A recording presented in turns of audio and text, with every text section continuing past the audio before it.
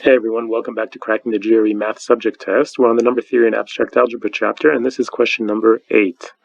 This question is a little bit tricky because we're given a group G of order 12, and then we're asked that G must have a subgroup of all of the following orders except. Now, when we hear about groups and subgroups and their orders, then usually we're reminded of one of the first theorems where we learn about subgroups, which is that the order of a subgroup must divide the order of a group. But it's important to remember that this does not guarantee us that a subgroup of that order exists. So, for example, we know if we're told that H is a subgroup of G, then we know that the order of H has to divide the order of G.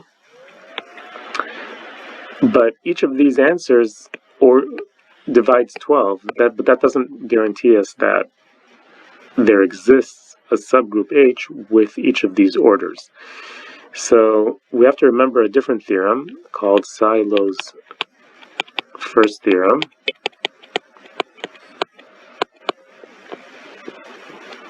By the way, we're only guaranteed a subgroup of each of the orders that divides the order of G if G is abelian. But we're not told that G is abelian here, so we can't assume that. So we have to use Silo's first theorem, which talks about the existence of subgroups, and it tells us that if we can write the order of G as some prime number raised to some power times some other number, let's use k here, then there has to be a subgroup of G of order p to the I. Say there exists H with whose order is equal to p to the I for each I between 0 or between 1 and k. Okay? Or even 0 to k. Yeah. So let's think about this.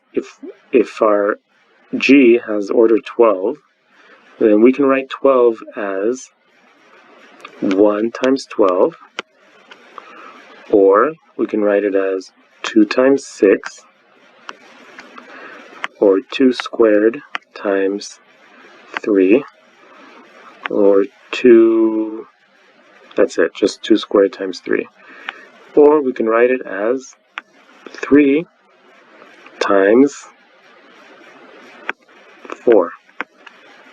So each of these is a factorization of the form p to the k times m, where p is a prime. In this case, p could be like any prime, 2 to the 0. Well, that's 1, 2, 3, 4 different factorizations. And Silo's theorem tells us that we can find a subgroup with each of these orders. So 1, 2, 4, 3, oh no, sorry. Yeah, 1, 2, 4, 3. And, well, 12 is the trivial subgroup, so yeah, any group is a subgroup of itself, so that's always going to work. So the only choice that isn't in this list is 6, so the answer is D.